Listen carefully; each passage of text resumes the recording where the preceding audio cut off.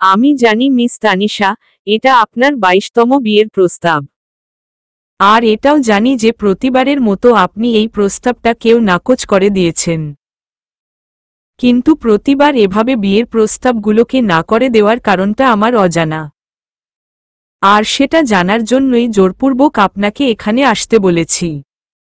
এক নিঃশ্বাসে কথাগুলো বলেই ভ্রু কুঁচকে প্রশ্নবোধক দৃষ্টিতে তানিশার দিকে তাকিয়ে রইল ইদ্রিস। তার এমন প্রশ্নে যেন ভীষণ রকম অস্বস্তিতে পড়ে গেল তানিশা। তার অঙ্গভঙ্গি দেখে সেটা বেশ ভালোভাবেই বুঝতে পারা যাচ্ছে। তবুও তিনি নাছোড়বান্দার মতো প্রশ্নবোধক দৃষ্টিতে বেশ রাগীভাবে তাকিয়ে আছেন তানিশার দিকে। এবার তানিশা নড়েচড়ে বসল। এদিক ওদিক চোখ বুলিয়ে জানালার বাইরের দিকে অসহায় চোখে তাকিয়ে থেকে গম্ভীর গলায় উত্তর দিল, দেখুন, আপনার প্রশ্নের উত্তর দেওয়ার জন্য আমি বাধ্য নই। আর তাছাড়া আপনি কেমন পুরুষ মানুষ যে আমি বিয়ের ব্যাপারে না করে দেওয়ার পরেও বেহায়ার মতো কেন আবার নতুন করে আমার সাথে দেখা করতে চেয়েছেন? দয়া করে এ বিয়ের ব্যাপারে আর কোনো কথা বলবেন না। আমি আপনাকে বিয়ে করতে পারবো না। কথাটা বলেই উঠে দাঁড়ানোর জন্য উদ্যত হল তানিশা। সাথে সাথে বেশ রাগী গলায় হুঙ্কার ছেড়ে ইদ্রিস বলে উঠল, ভুলে যাবেন না মিস তানিশা, আপনার বাবা আমার অফিসে আমার আন্ডারে চাকরি করে। তাই আমার সাথে এভাবে কথা বলার আগে একবার ভেবে চিনতে বলবেন। আমার একটা ইশারায় আপনার পুরো পরিবার পথে বসে যেতে পারে। এবার বেশ অস্বস্তিতে পড়ে যায় তানিশা। কি করবে বুঝতে পারছে না সে। তাই চুপ করে জানালার বাইরের দিকে একদৃষ্টিতে তাকিয়ে থাকে। তার মুখে কোনো রকম কথা নেই। চোখ দুটো টলমল করছে, যেন এখনই বৃষ্টি ঝরে পড়বে। ব্যাপারটা খেয়াল হতেই নিজেকে যতটা সম্ভব শান্ত করে নেয় ইদ্রিস। তারপর হালকা গলা খাকারি দিয়ে শান্ত গলায় আবার বলতে শুরু করে, সরি, আমার এভাবে কথা বলাটা উচিত হয়নি। আসলে আমি আমার রাগ কন্ট্রোল করতে পারি না। এতটুকু বলে একটু থামল। তারপর দম নিয়ে আবারও বলতে শুরু করল, সে যাই হোক, আমি শুধু আপনার কাছ থেকে একটা কথাই জানতে চাই। আপনি এই বিয়ের প্রস্তাবটা কেন ফিরিয়ে দিয়েছেন?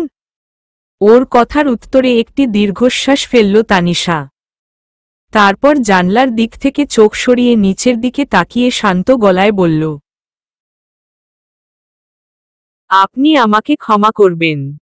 আমি জানি আপনি চাইলেই আমার বাবার চাকরি খেয়ে নিতে পারেন, আমার পরিবারকে পথে বসাতে পারেন। কিন্তু তবুও আমার এই বিয়েটা করা সম্ভব নয়।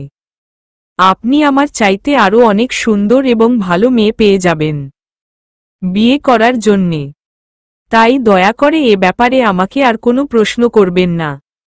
আমি বিয়ে করতে পারবো না। কথাগুলো বলে আবারও জানালা দিয়ে বাইরের দিকে চোখ রাখল তানিশা। ওর এমন হেয়ালিপোনা কথা শুনে বেশ রাগ হল ইদ্রিসের। রাগে যেন মাথা ফেটে যেতে লাগল তার। এই প্রথম সে কাউকে বিয়ের প্রস্তাব দিয়েছে, তাও আবার স্বেচ্ছায়। আর এই মেয়ে কিনা তাকে এক কথায় নাকচ করে দিচ্ছে। এটা যেন কিছুতেই মেনে নেওয়ার মতো নয়। তাই উঠে দাঁড়িয়ে হুঙ্কার ছেড়ে বলল, আমাকে না করে দেওয়ার স্পর্ধা কোথা থেকে পেলেন আপনি?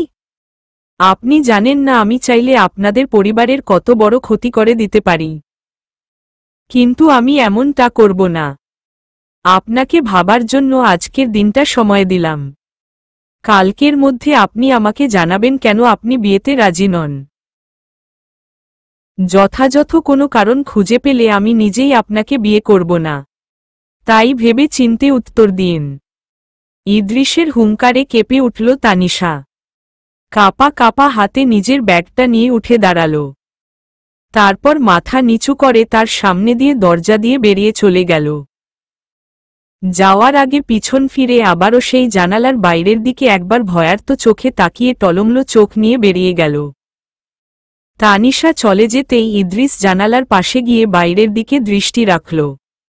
সে দেখল জানালার বাইরের গাছের উপর থেকে একটি বড় সাইজের কালো কুচকুচে রঙের কাক উড়ে গেল। সেদিকে পাত্তা না দিয়ে রাগে কটমট করতে লাগল সে। জীবনে প্রথম কাউকে ভালো লেগেছে তার, তাই ইচ্ছাকৃতভাবে বিয়ের প্রস্তাব দিয়েছে। আর সে কিনা মুখের উপর না করে দিল। এতে যেন ভীষণ রকম অপমান বোধ হচ্ছে তার। সে কিছুতেই মেনে নিতে পারছে না তাকেও কোনো মেয়ে না করতে পারে। কোনো দিকে কোমতি আছে তার, যে মেয়েটা তাকে না করে দিল। নিশ্চয়ই এর পিছনে অন্য কোনো কারণ আছে, কারণটা তার জানতেই হবে। ইদ্রিসের ওখান থেকে বাসায় ফিরতেই তানিশার বাবা তালহা শেখ থামালেন তাকে। দরজার কাছে দাঁড়ানো অবস্থাতেই বেশ গম্ভীর গলায় জিজ্ঞেস করলেন, তানিশা, কি সিদ্ধান্ত নিলে তুমি? এই বিয়েতে কি তুমি রাজি? পিতার এমন গম্ভীর গলার কথা শুনে বেশ কান্না পেল তানিশার। তবুও সে নিজেকে কন্ট্রোল করে পিতাকে পাশ কাটিয়ে বাসার মধ্যে প্রবেশ করল। কিন্তু তাতেও কোনো লাভ হল না। তালহা শেখ তাকে পিছু ডেকে আবারও জিজ্ঞেস করলেন, দিন দিন তুমি এতটা অভদ্র আর বেয়াদব হয়ে যাবে সেটা আমি কল্পনাও করতে পারিনি তানিশা। বাবার কথার উত্তর না দিয়ে এভাবে মুখ লুকিয়ে কোনো স্পর্ধায় রুমে চলে যাচ্ছ? আজকে আমাকে সব কথার উত্তর দিয়ে তারপরে ভিতরে যাবে, নইলে এ বাসায় তোমার আর কোনো ঠাঁই নেই।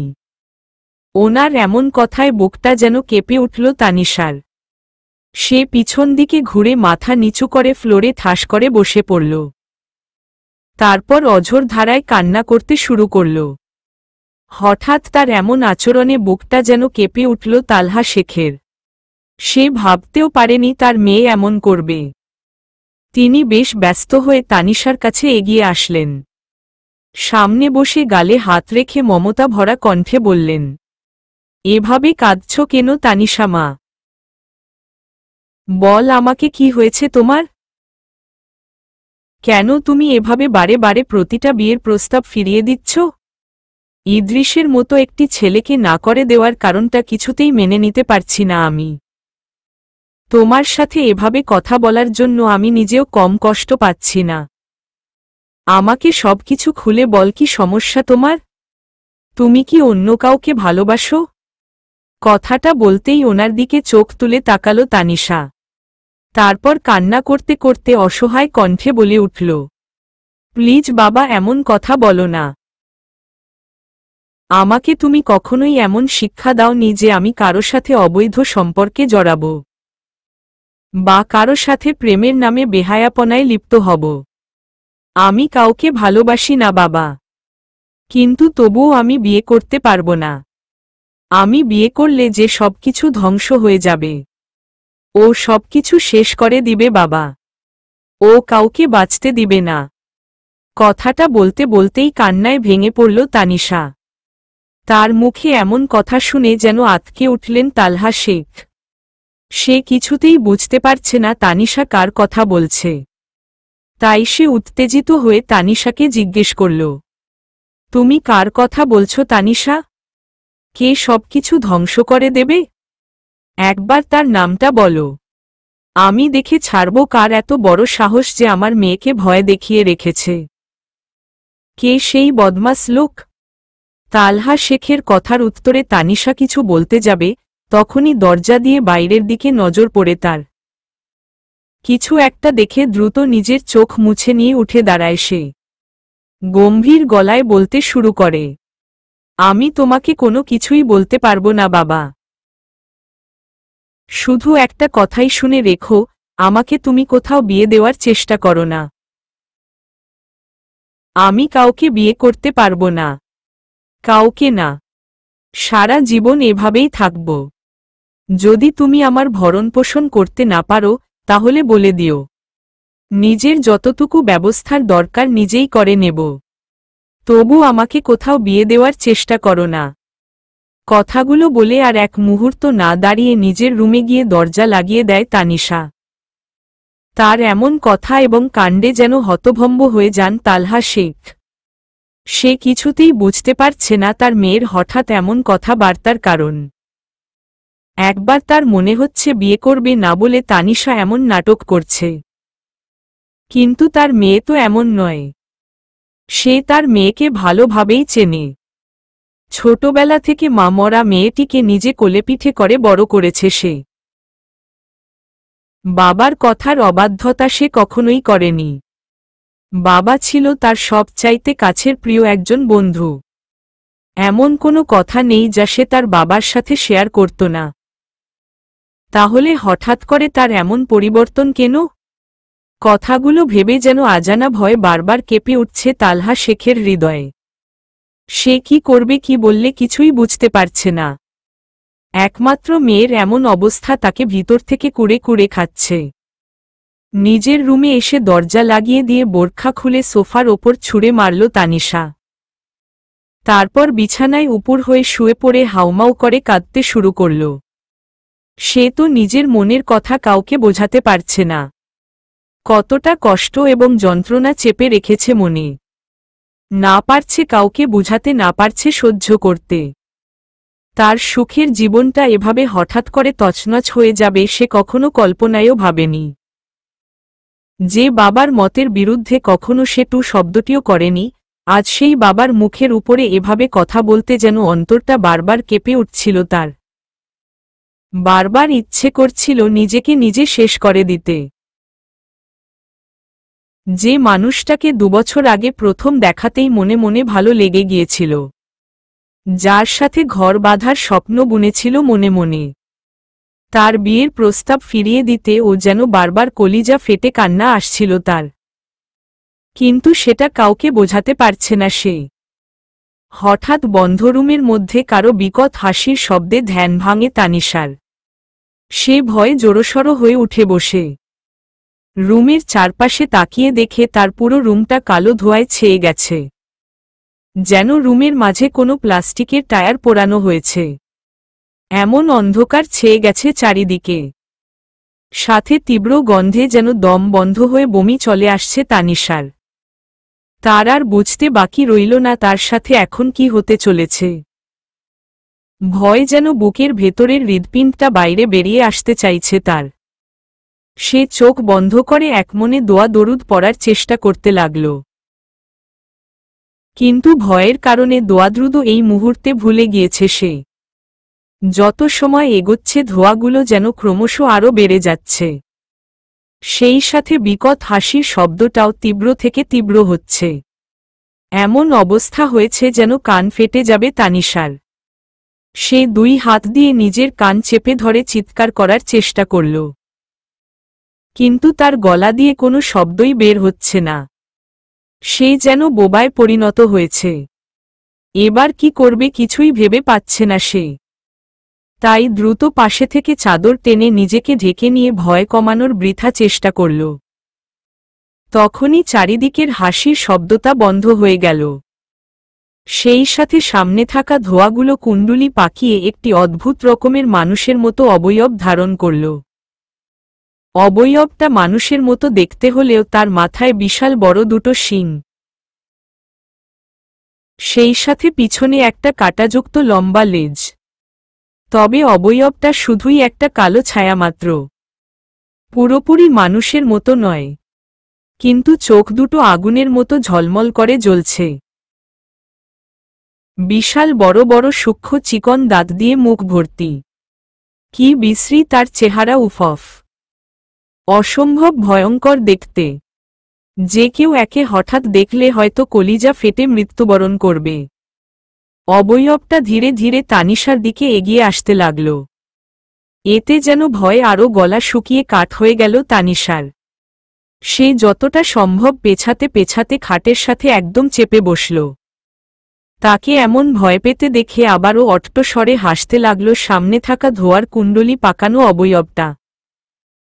এভাবে বেশ কিছুক্ষণ হেসে তানিশার থেকে প্রায় 2 ফুট দূরে দাঁড়িয়ে কর্কশ গলায় বলতে লাগল, বেশ করেছিস। এভাবেই সব বিয়ে ভেঙে দিবি। কাউকে বিয়ে করবি না তুই। মনে রাখিস তুই শুধু আমার। তোর সবকিছুর উপর শুধু আমার অধিকার। অন্য কারো কথা চিন্তা করলে তাকে তো মারবই, সেই সাথে তোর বাবাকেও শেষ করে দেব। আর তোর সাথে কি হবে সেটা তুই কল্পনাও করতে পারবি না। তাই সবার সহ নিজের ভালো চাস তো আমার কথা মেনে চলবি। খুব দ্রুতই আমি তোকে সাথে করে নিয়ে যাব। আর কখনো পৃথিবীতে ফিরিয়ে আনব না। শুধু সময়ের অপেক্ষা। আর ওই ছেলেটাকে তো আমি দেখে নিব। ওর সাহস হয় কি করে তুই বিয়ের কথা না করে দেওয়ার পরেও আবার তোকে ডেকে নিয়ে যাওয়ার? আজ রাতেই ওকে শেষ করে দিব আমি। কথাগুলো বলেই অট্টস্বরে হাসতে হাসতে হাওয়ায় মিলিয়ে গেল অবয়বটা। তানিশা অবয়বটার কথা শুনে ভয় কুঁকড়ে উঠল। তবে এই ভয়টা নিজের জন্য নয়, ইদ্রিসের জন্যে। তবে কি শয়তানটা ইদ্রিসকে মেরে ফেলবে বাকি দুজনের মতো? কথাটা ভাবতেই ভয় শিরদাঁড়া বেয়ে শীতল স্রোত বয়ে গেল তানিশার। তানিশা অবয়বটার কথা শুনে ভয় কুঁকড়ে উঠল। তবে এই ভয়টা নিজের জন্য নয়, ইদ্রিসের জন্যে। তবে কি শয়তানটা ইদ্রিসকে মেরে ফেলবে বাকি দুজনের মতো? কথাটা ভাবতেই ভয় শিরদাঁড়া বেয়ে শীতল স্রোত বয়ে গেল তানিশার। সে কিছু না ভেবে দ্রুত বিছানা থেকে নিচে নেমে দাঁড়াল। আর মনে মনে সিদ্ধান্ত নিল সে ইদ্রিসের কাছে যাবে। তাকে কিছুতেই বাকি দুজনের মতো মৃত্যুর মুখে ঠেলে দিতে পারে না তানিশা। কথাগুলো ভেবে দ্রুত দরজা খুলে বাইরে বেরিয়ে এলো। তারপর ছুটে গেল বাড়ির মেইন দরজার দিকে। কিন্তু দরজার কাছে যেতেই খেয়াল করল বাইরে থেকে লাগিয়ে দেওয়া। তালহা শেখ বাইরে যাওয়ার আগে বাইরে থেকে তালা লাগিয়ে দিয়ে গেছেন। তানিশা ভীষণ টেনশনে পড়ে গেল। এখন কি করবে সেটা ভেবে যেন পাগলপাড়া অবস্থা তার। সে কিছুক্ষণ দরজা খোলার বৃথা চেষ্টা করে আবারও দৌড়ে নিজের রুমে ফিরে গেল। সোফার উপর থেকে ব্যাগটা নিয়ে তার ভিতর থেকে মোবাইল বের করে দ্রুত বাবার নাম্বারে কল দিল। কিন্তু না, তার বাবা কিছুতেই ফোন তুলছে না। এভাবে প্রায় ৬-৭ বার ফোন করার পরেও কোনো লাভ হল না। এবার ভীষণ রকম ভেঙে পড়ল তানিশা। কি করবে কিছুই মাথায় ঢুকছে না তার। এদিকে ইদ্রিসের নাম্বারটাও জানা নেই। জানালার বাইরে তাকিয়ে দেখল সন্ধ্যা হয়ে গেছে। সে ভালো করেই জানে সন্ধ্যার পরে ওই জিন ইদ্রিসকে মারার চেষ্টা করবে। কিন্তু এটা কিছুতেই মেনে নিতে পারবে না তানিশা। সে যেভাবেই হোক ইদ্রিসকে বাঁচাবে। এতে যদি নিজের প্রাণও যায় তো যাবে। তাই আর কোনো কিছু চিন্তা না করেই আলমারি থেকে একটি শাড়ি নিয়ে দ্রুত দৌড়ে ছাদের উপর চলে গেল সে। ছাদের রেলিংয়ের সাথে শাড়িটা ভালো করে বেঁধে সেটা ধরে ধরে নিচে নামার জন্য প্রস্তুতি নিল। কিন্তু যখনই শাড়ি ধরে এক পা নিচের দিকে নামবে হঠাৎ হাত ফসকে নিচে পড়ে যেতে নিল তানিশা। সে ভাবল তার মৃত্যুর সময় ঘনিয়ে এসেছে। সে হয়তো আর বাঁচতে পারবে না। কারণ সে যেখানে পড়ে যাচ্ছে তার ঠিক নিচে অনেক বড় বড় তারকাটা লাগানো আছে দেওয়ালের সাথে, যার ওপর পড়লে নির্ঘাত মৃত্যু। মৃত্যুর ভয় চোখ বন্ধ করে নিল তানিশা। কিন্তু কিছুক্ষণ পর তার মনে হল সে হাওয়ায় ভাসছে। ধীরে ধীরে চোখ খুলে আশেপাশে তাকিয়ে দেখল তারকাটা থেকে ঠিক 1 ফুট উপরে হাওয়ায় ভেসে আছে সে। এটা দেখতেই ভয় শুকনো ঢোক গিলল তানিশা। একটু পরেই আশেপাশে থেকে বিকট গর্জনের শব্দ ভেসে এল। তানিশা আবারও ভয় খিচে চোখ বন্ধ করে নিল। সে জানে এবার তার সাথে কি হতে চলেছে। গর্জন শোনার পাশাপাশি সে খেয়াল করল তাকে যেন হাওয়ায় ভাসিয়ে ওপর দিকে কোথাও নিয়ে যাওয়া হচ্ছে। সে আবারও চোখ মেলে আশেপাশে তাকাল। দেখল সে হাওয়ার সাথে ভাসতে ভাসতে ছাদের উপরে ফিরে যাচ্ছে। ছাদের উপরে ওঠার পর সে সোজা হয়ে দাঁড়াতেই সামনে সেই ভয়ঙ্কর অবয়বটি উপস্থিত হল। আর হুঙ্কার ছেড়ে বলল, তোর সাহস হয় কি করে আত্মহত্যা করার চেষ্টা করার? তুই কি ভুলে গেছিস আমি তোকে কি বলেছিলাম?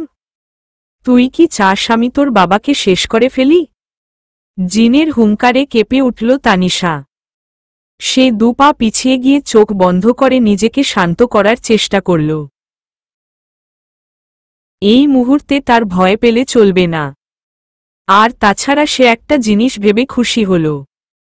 তা হলো জিনটা বুঝতে পারেনি সে কেন এখান থেকে এভাবে নামতে চাচ্ছিল। বরং জিন ভেবেছে সে আত্মহত্যার চেষ্টা করছিল। তাই যতটা সম্ভব নিজের ভয় দমন করার চেষ্টা করে কাঁপা কাঁপা কণ্ঠে বলল, আপনি ভুল বুঝছেন। আমি আত্মহত্যার চেষ্টা করছিলাম না। আসলে বাবা বাইরে যাওয়ার সময় ভুলে দরজা বাইরে থেকে লাগিয়ে দিয়ে গেছে।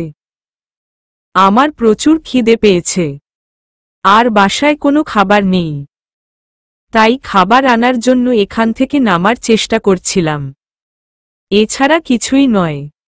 আর নামতে গিয়ে হাত ফসকে পড়ে গেছি। কথাগুলো বলে ভয়ে শুকনো ঢোক গিলল তানিশা। সে জানে না তার এই যুক্তি আদৌ জিনটা মেনে নেবে কিনা। তাই চুপচাপ মাথা নিচু করে দাঁড়িয়ে রইল। ওর কথা শুনে জিনটা কিছুক্ষণ চুপ করে রইল। তারপর কিছু একটা ভেবে শান্ত গলায় বলল, তোর খিদে পেয়েছে, তুই আমায় কেন ডাকলি না? বল কি খাবি তুই? জিনের কথা শুনে এবার কি খাওয়ার কথা বলবে ভেবে পাচ্ছে না তানিশা। তাই চট জলদি বলে উঠল, মিষ্টি খাবো, খুব মিষ্টি খেতে ইচ্ছে করছে আমার। ওর কথা শুনে হো হো করে হাসতে লাগলো অবয়বটি। তারপর হাসি থামিয়ে গম্ভীর গলায় বলল, মিষ্টি আমারও ভীষণ প্রিয়। দাঁড়া, এক্ষুনি তোর জন্য মিষ্টি এনে দিচ্ছি। কথাটা বলেই অদৃশ্য হয়ে গেল জিন।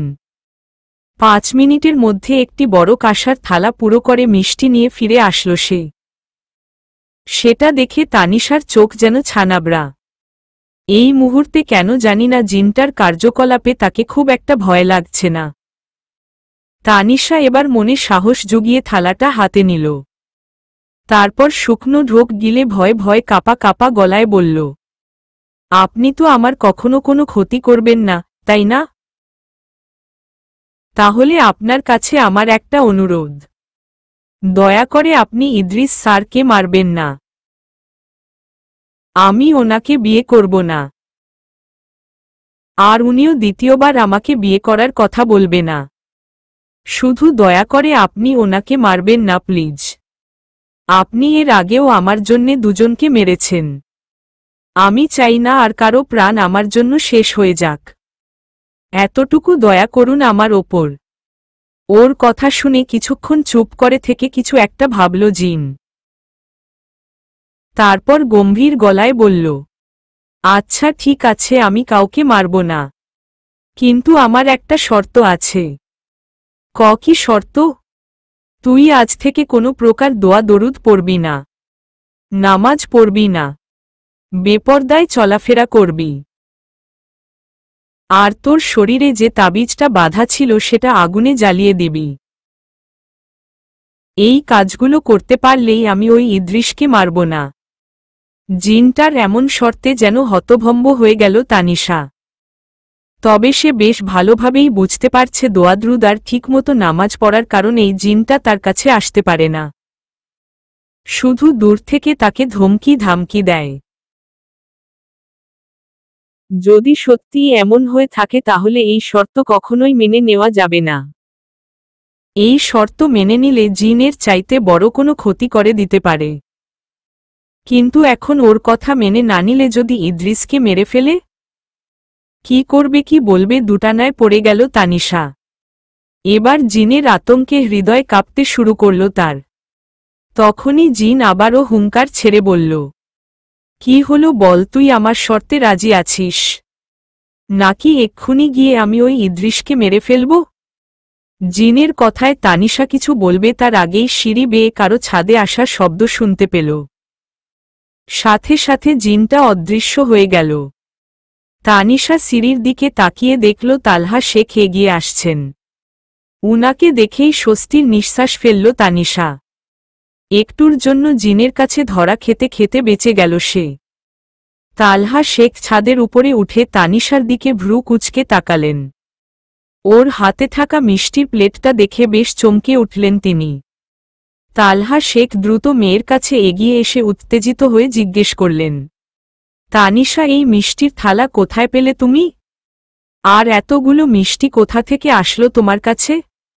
ওনাকে এমন উত্তেজিত হয়ে প্রশ্ন করতে দেখে তানিশা বেশ হকচকিয়ে উঠল। কি বলবে ভেবে পাচ্ছে না সে। এবার তো বাবার কাছে ধরা খেয়ে গেছে। এখন বাবার থেকে কিভাবে কাটিয়ে নেবে ব্যাপারটা। তানিশা কিছু বলার জন্যে মুখ খুলবে তার আগেই ওকে থামিয়ে দিয়ে তালহা শেখ আবার বলে উঠলেন, তানিশা কোনোরকম মিথ্যা কথা বলার চেষ্টা করবে না। সত্যি করে বল, এই মিষ্টির প্লেট তোমার হাতে কোথা থেকে এল? আর এতক্ষণ তুমি এখানে দাঁড়িয়ে কার সাথে কথা বলছিলে? উনার কথার উত্তরে বেশ ঘাবড়ে গেল তানিশা। জোরপূর্বক হাসার চেষ্টা করে কিছুটা ভয়ার্ত গলায় নিচের দিকে তাকিয়ে বলল, আসলে বাবা, তুমি যাওয়ার সময় দরজা বাইরে থেকে লাগিয়ে দিয়ে গেছিলে, তাই আমি ছাদে এসেছিলাম ফুল গাছগুলো দেখতে। আর তখনই আমার চোখে পড়ল এই মিষ্টির থালা। পরে ভাবলাম তুমি হয়তো ভুলে রেখে গিয়েছ, তাই এগুলো নিয়ে যাচ্ছিলাম আর তুমি এলে। কথাগুলো এক নিঃশ্বাসে বলে তালহা শেখের দিকে ফিরে তাকালো তানিশা।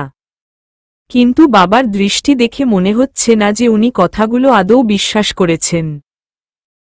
এক পলক বাবার চোখের দিকে তাকিয়ে আবার চোখ নামিয়ে নিল তানিশা। ওর কথার উত্তরে কিছুক্ষণ চুপ করে মেয়ের দিকে তীক্ষ্ণ দৃষ্টিতে তাকিয়ে রইলেন তালহা শেখ। তারপর আশেপাশে তাকিয়ে কিছু একটা খুঁজতে লাগলেন। কিছুক্ষণ পর ওর হাত ধরে গম্ভীর গলায় বললেন, আর এক মুহূর্ত ছাদে দাঁড়াবে না, আমার সাথে নিচে চলো, কথা আছে তোমার সাথে।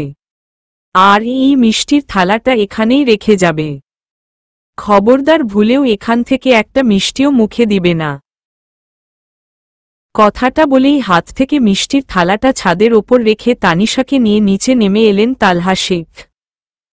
আসার সময় ছাদের দরজাটা বেশ ভালোভাবে তালা লাগিয়ে দিয়ে আসলেন।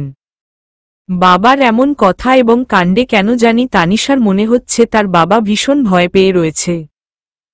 ভয় যেন হাত পা কাঁপছে ওনার। কিন্তু তবুও তানিশা কোনো প্রশ্ন করল না, সোজা বাবার সাথে নিচে নেমে এলো। তানিশাকে নিয়ে নিজের রুমে চলে গেলেন তালহা শেখ। ওকে বিছানার উপর বসতে বলে নিজেও তানিশার মুখোমুখি বসলেন। কিছুক্ষণ এক নজরে মেয়ের মুখের দিকে তাকিয়ে রইলেন তিনি। তানিশা পারছে না তার বাবার চোখের দিকে তাকিয়ে থাকতে, তাই সে নিচের দিকে তাকিয়ে চুপ করে বসে রইল। এভাবে বেশ কিছুটা সময় পার হয়ে যাওয়ার পর তালহা শেখ মুখ খুললেন। গম্ভীর গলায় প্রশ্ন করলেন, আমি ভালো করেই জানি তানিশা, তুমি আমার চোখের দিকে তাকিয়ে কখনোই মিথ্যে বলতে পারো না। আর ছাদের উপর তুমি যে কথাগুলো বলেছ সবগুলো যে মিথ্যা কথা এটাও আমি ভালো করে জানি। সত্যি করে বল, ওই মিষ্টির থালা ওখানে কোথা থেকে আসলো? আর তুমি এতক্ষণ কার সাথে কথা বলছিলে? আমার কাছে আর কিছু লুকিও না। যদি নিজের এবং আমার ভালো চাও তাহলে সবকিছু খুলে বল। কথাগুলো বলেই আতঙ্কিত চোখে তানিশার দিকে তাকিয়ে রইলেন তালহা শেখ। ওনার চোখের দিকে তাকিয়ে তানিশা কখনো মিথ্যা কথা বলতে পারে না। আর ওনার কাছে সত্যি কথা বলে দিলে জিন বলেছে ওনাকে তখনই শেষ করে দিবে। ওনার নাক মুখ দিয়ে রক্ত উঠে মারা যাবে। তাই সে সত্য কথাও বলতে পারবে না। এবার ভীষণ রকম অস্বস্তিতে পড়ে গেল তানিশা। শেষে কোনো উপায়ান্তর না দেখে ফুপিয়ে কান্না করতে শুরু করল। তার কান্না ও যেন তালহা শেখের মন গলাতে পারল না। তিনি আগের চাইতেও আরও বেশি গম্ভীর স্বরে রাগীভাবে বলে উঠলেন, তানিশা, এভাবে কান্নাকাটি করে কোনো লাভ হবে না। সব সত্য কথা বল আমাকে, আর কিছু লুকিও না। তোমার ছোট্ট একটা ভুল সিদ্ধান্তের কারণে তোমার জীবনটা বরবাদ হয়ে যেতে পারে। তোমার কিছু হলে আমি কি নিয়ে বাঁচব বলতে পারো? ছোটবেলায় তোমার মা মারা যাওয়ার পর সৎ মা এলে তোমার কষ্ট হবে ভেবে আমি আর কাউকে বিয়ে করিনি। তোমাকে মা বাবার দুজনের আদর স্নেহ দিয়ে বড় করে তুলেছি। আমি চাই না তোমার জীবনেও তোমার মায়ের মতো কোনো অঘটন ঘটুক। তাই সবকিছু আমাকে খুলে বল তানিশা। আমি আর ধৈর্য ধরে রাখতে পারছি না। এখন কিভাবে বাবাকে সত্য না বলে থাকবে সে? মিথ্যে বলার রাস্তা যে এখন তার জন্যে বন্ধ সেটা ভালোভাবেই বুঝতে পারছে তানিশা। কিন্তু বলে দিলে যদি তার বাবার নাক মুখ দিয়ে রক্ত উঠে মারা যায়, তাহলে নিজেকে কখনোই ক্ষমা করতে পারবে না সে। হঠাৎ তানিশা খেয়াল করল তার বাবার পিছনে সেই ধোয়ার অবয়বটি দাঁড়িয়ে আছে। রাগে যেন সাপের মতো ফোঁসফোঁস করছে সে। ভয় তানিশার অন্তরাত্মা কেঁপে উঠল। তার মাথা ঘুরতে শুরু করল, সারা শরীর দরদর করে ঘামতে লাগল। সে বাবা বলে চিৎকার দিয়ে জ্ঞান হারিয়ে পড়ে গেল। সকালের তীব্র রোদ এসে চোখে পড়তেই জ্ঞান ফিরে আসে তানিশার। সে বন্ধ চোখেই উঠে বসে। মাথাটা ভীষণ ভারী হয়ে আছে তার। ধীরে ধীরে চোখ খুলে চারিদিকে তাকাতেই খেয়াল করে সে তালহা শেখের রুমে ঘুমিয়েছিল এতক্ষণ। জানালার পর্দার ফাঁক দিয়ে রোদ এসে চোখে লাগায় ঘুম ভেঙে গেছে তার। কিছুটা সময় নিয়ে ভাবনায় বসে যায় সে। রাতের কথাগুলো ধীরে ধীরে খেয়ালে আসতেই যেন আতঙ্ক ছেয়ে যায় তানিশার মনে। তখনই তার খেয়াল হয় রুমের বাইরে অনেক শোরগোল চলছে, যেন বাড়িতে প্রচুর মানুষের সমাগম। অজানা এক ভয় হৃদয় কেঁপে ওঠে তানিশার। তবে কি ওর বাবার কিছু হয়ে গেছে? ওই জিনটা কি ওর বাবার কোনো ক্ষতি করে দিয়েছে? কথাটা ভাবতেই যেন হাত পা ঠান্ডা হয়ে যায় তার। সে দ্রুত বিছানা থেকে নেমে বাইরে যাওয়ার জন্য উদ্যত হয়। তখনই দরজা ঠেলে রুমের মধ্যে প্রবেশ করেন তালহা শেখ। নিজের বাবাকে সুস্থ শরীরে সামনে দাঁড়িয়ে থাকতে দেখে যেন দেহে প্রাণ ফিরে পায় তানিশা। উত্তেজিত হয়ে বাবার কাছে এগিয়ে গিয়ে বাবার শরীরে হাত বুলাতে বুলাতে বলে, বাবা তুমি ঠিক আছো তো? তোমার কোনো কিছু হয়নি তো? ও তোমার কোনো ক্ষতি করেনি তো? তুমি জানো জ্ঞান ফিরে তোমায় দেখতে না পেয়ে আমি কতটা ভয় পেয়ে গিয়েছিলাম? কথাগুলো একনাগারে বলেই করুণ দৃষ্টিতে তাকিয়ে থাকে তালহা শেখের দিকে। কিন্তু তার মাঝে কোনো রকম হেলদোল দেখা যায় না। সে চুপচাপ দাঁড়িয়ে থেকে এক নজরে তাকিয়ে আছে তানিশার দিকে। বাবার কাছ থেকে কোনো উত্তর না পেয়ে তানিশা কিছু বলতে যাবে, তার আগেই তাকে থামিয়ে দিয়ে তালহা শেখ বলে ওঠেন, ভালো হয়েছে যে তুমি উঠে গেছ। বাইরের শোরগোল শুনতে পারছ? বাইরে তোমার বিয়ের আয়োজন চলছে। তুমি তাড়াতাড়ি ফ্রেশ হয়ে রেডি হয়ে নাও। আমি তোমার বান্ধবীদের পাঠিয়ে দিচ্ছি। কথাগুলো বলেই তানিশাকে কিছু বলার সুযোগ না দিয়েই রুম থেকে বের হয়ে যান তালহা শেখ। তানিশা যেন হতভম্বের মতো সেখানেই দাঁড়িয়ে থাকে। তার বাবা কি বলে গেল কিছুই যেন তার বোধগম্য হচ্ছে না। যেন এসব কিছু স্বপ্ন দেখছে সে। সেখানেই কিছুক্ষণ চুপ করে দাঁড়িয়ে থেকে নিজেকে স্বাভাবিক করার চেষ্টা করে তানিশা। তারপর দরজার দিকে পা বাড়ায়। তাকে দেখতে হবে তার বাবা যেটা বলে গেল সেটা সত্যিই কিনা। কিন্তু সে বাইরে বের হওয়ার আগেই তার বান্ধবীরা রুমের মধ্যে ঢুকে পড়ে। তাকে ঘিরে ধরে একনাগারে প্রশ্ন করতে থাকে, কিরে তানি তুই এতটা স্বার্থপর কবে থেকে হলি বলতো? এত বড় একটা খবর অথচ আমাদের জানাসনি। বিয়ের পিঁড়িতে বসতে যাচ্ছিস নিজের ক্রাশের সাথে। আজকে সকালে যদি আঙ্কেল ফোন করে না বলতেন তাহলে তো আমরা কেউ জানতেই পারতাম না। এভাবে তুই বিয়ের পিঁড়িতে বসে যাবি আমাদের না বলে। কলেজ ছেড়েছিস বলে কি বান্ধবীদেরও ছেড়ে দিয়েছিস নাকি শাকচুন্নি কোথাকার? এক নিঃশ্বাসে কথাগুলো বলে থামল ফারিয়া। তার মেজাজটা যেন ভীষণ বিগড়ে আছে। শুধু তার একার নয়, ফারিয়ার সাথে সাথে প্রেমা আর ইতিরও একই অবস্থা। তিনজনেই ভীষণ রেগে আছে তানিশার উপর। তারা তানিশার বেস্ট ফ্রেন্ড হওয়া সত্ত্বেও তানিশা নিজের বিয়ের কথা কেন তাদের জানায়নি তাই। কিন্তু তানিশার এখন সেদিকে খেয়াল করার সময় নেই। তার মাথার মধ্যে এখন হাজারো প্রশ্ন ঘুরপাক খাচ্ছে। তাকে বাইরে যেতে হবে, দেখতে হবে ব্যাপারটা কি হচ্ছে। সে ওদের প্রশ্নের কোনো উত্তর না দিয়ে বাইরের দিকে যাওয়ার জন্য পা বাড়ায়। তখনই ওর হাত টেনে ধরে বিছানার ওপর নিয়ে গিয়ে ধপ করে বসিয়ে দেয় তিন বান্ধবী। তারপর তারাও ওকে ঘিরে ধরে বসে পড়ে। প্রেমা রাগী গলায় বলে, ওই ছেমরি, তুই কি পেয়েছিস কি হুহহ? আমাদের একা একা রুমের মাঝে রেখে কোনো প্রশ্নের উত্তর না দিয়ে এভাবে কোথায় পালিয়ে যাচ্ছিস? আজকে আমাদের সব প্রশ্নের উত্তর দিবি, তারপর বাইরে যাবি। কি ভেবেছিস তুই আমরা কি পর হয়ে গেছি তোর? এবার তানিশা ওদের দিকে ফিরে তাকালো। কিছুক্ষণ করুণ চোখে তিন বান্ধবীর দিকে তাকিয়ে থেকে হু হু করে কাঁদতে শুরু করল। অঝোর ধারায় কান্না করছে তানিশা। ওকে হঠাৎ এভাবে কান্না করতে দেখে তিন বান্ধবী যেন হকচকিয়ে উঠল। বুঝতে পারছে না হঠাৎ তানিশার এমন কান্না করার কারণ। ওকে তিনজন মিলে জড়িয়ে ধরে মাথায় হাত বুলাতে বুলাতে জিজ্ঞেস করতে লাগল, কি হয়েছে তানি, এভাবে কান্না কেন করছিস বল আমাদের? প্লিজ আমাদের কথায় মন খারাপ করিস না, আমরা তো এমনিই মজা করছিলাম। ওদের কথার কোনো উত্তর না দিয়ে কান্না করতে করতে ফুপিয়ে ফুপিয়ে বলতে লাগল, আমি বিয়ে করতে পারবো না। তোরা প্লিজ বাবাকে বোঝা, তিনি যেন বিয়ের অনুষ্ঠান না করে। কার সাথে বিয়ে ঠিক করেছে আমার? আমি বিয়ে করতে চাই না, আমার কাউকে বিয়ে করা সম্ভব না।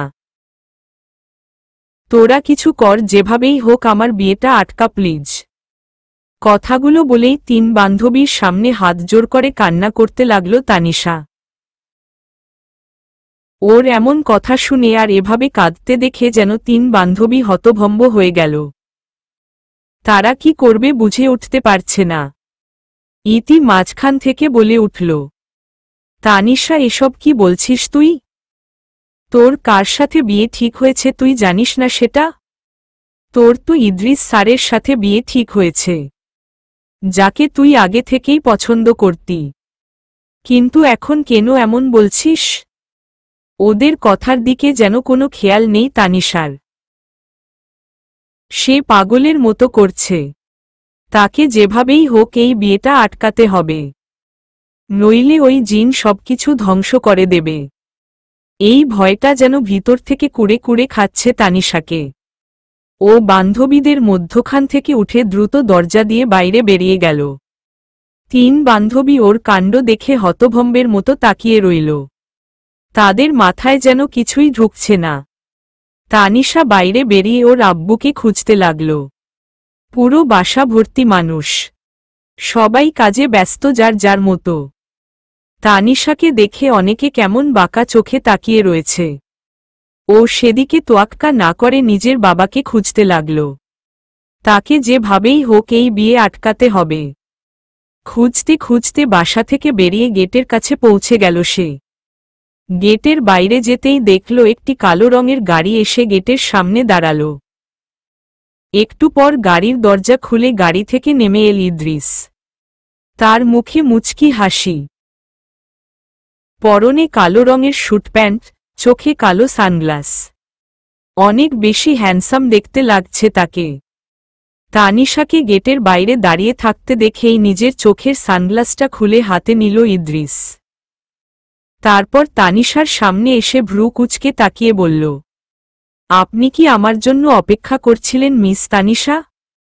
একদিনের মধ্যে এতটা চেঞ্জ সেটা তো ভাবতে পারিনি। ওর কথার কোনো উত্তর না দিয়ে তানিশা দ্রুত সেখান থেকে সরে বাড়ির ভেতর যাওয়ার জন্য পা বাড়াল। তখনই ওর হাত ধরে ফেলল ইদ্রিস।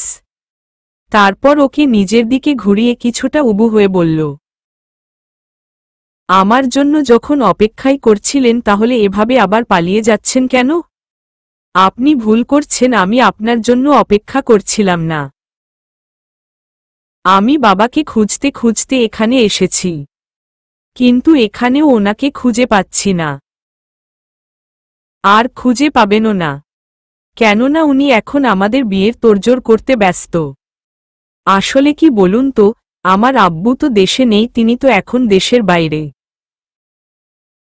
আর আমার আত্মীয়স্বজন বা আপন বলতে এখানে তেমন কেউ নেই। তাই আমার সকল বিয়ের কাজ এবং আপনাদের সকল কাজ আমার হবু শ্বশুর মশাইকে একাই সামাল দিতে হচ্ছে।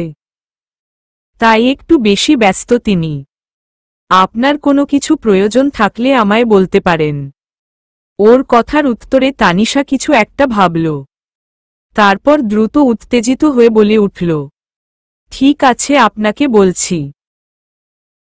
প্লিজ আপনি এই বিয়েটা করবেন না ইদ্রিস। আপনি চাইলে আপনার জন্য আমি নিজে পাত্রী দেখে ভালো মেয়ের সাথে আপনাকে বিয়ে করিয়ে দেব, কিন্তু দয়া করে আপনি আমাকে বিয়ে করবেন না। আমি আপনাকে বিয়ে করতে পারবো না।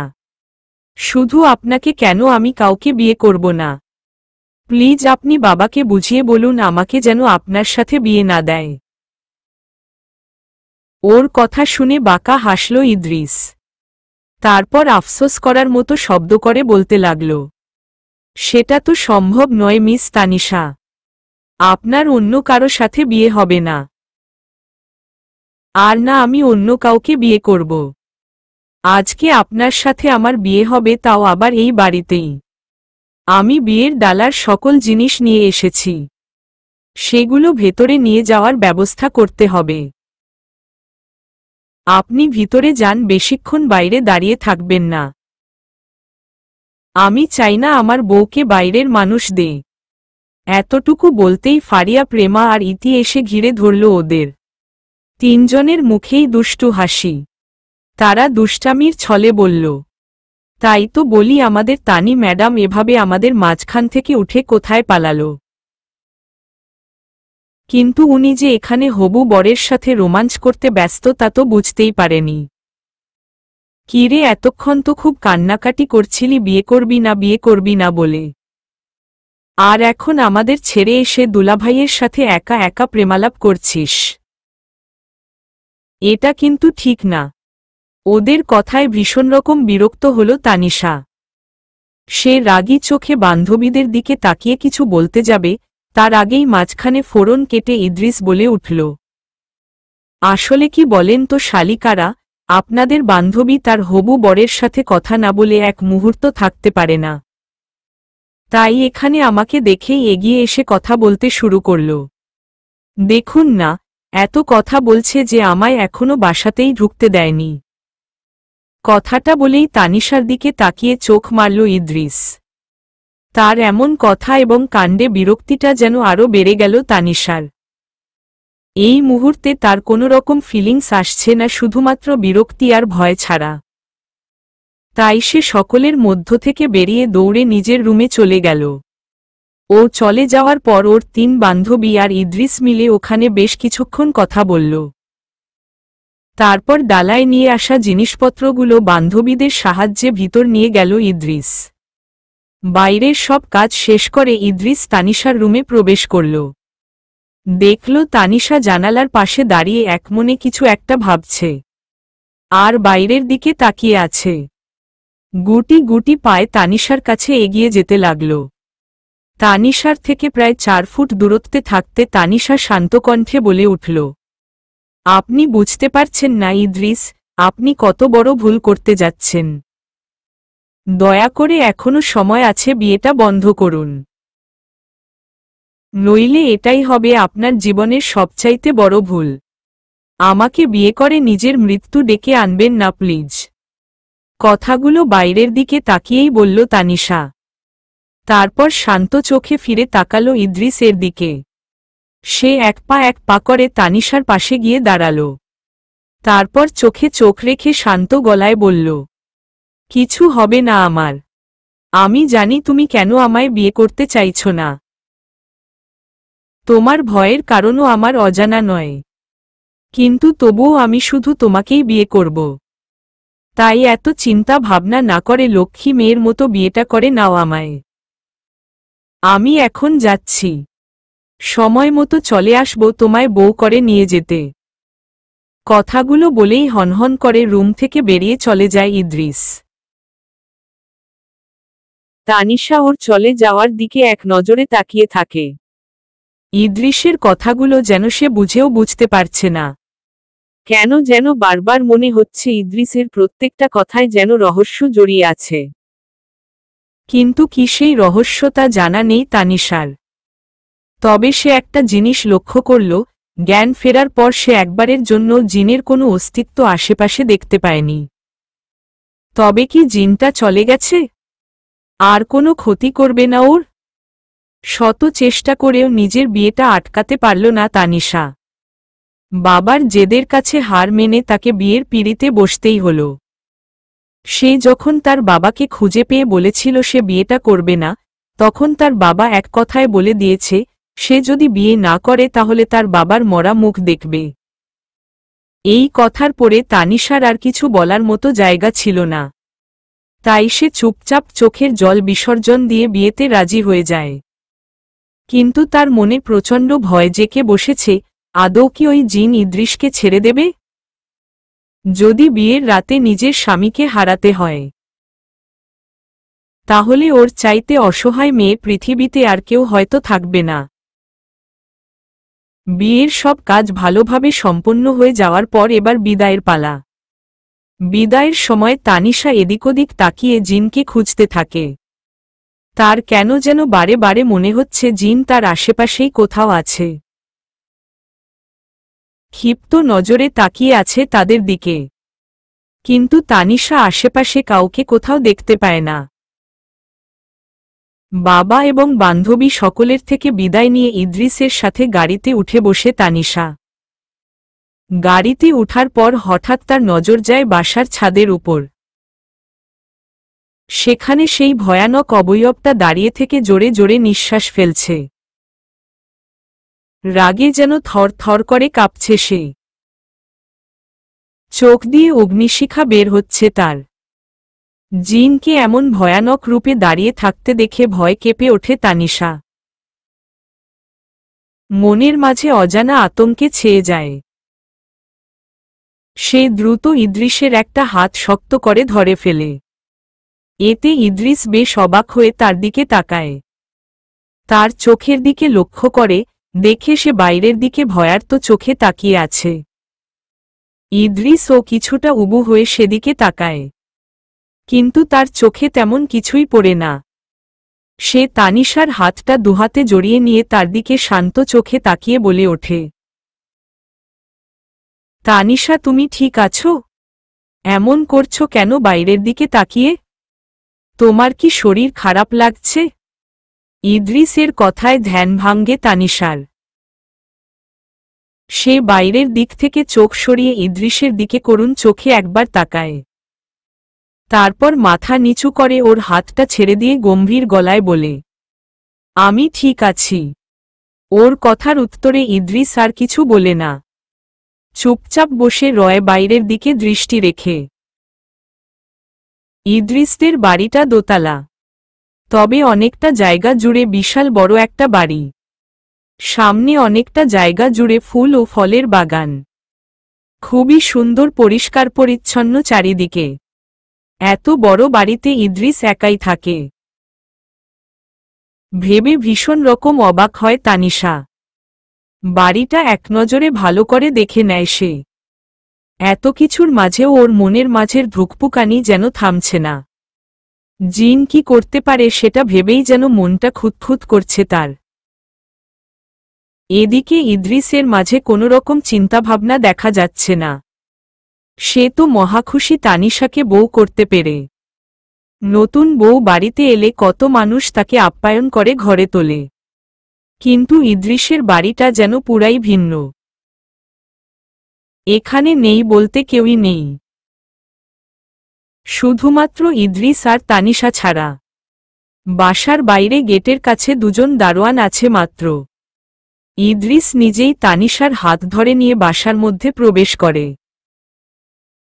তারপর সোজা ওকে নিয়ে বাসর ঘরে চলে যায়।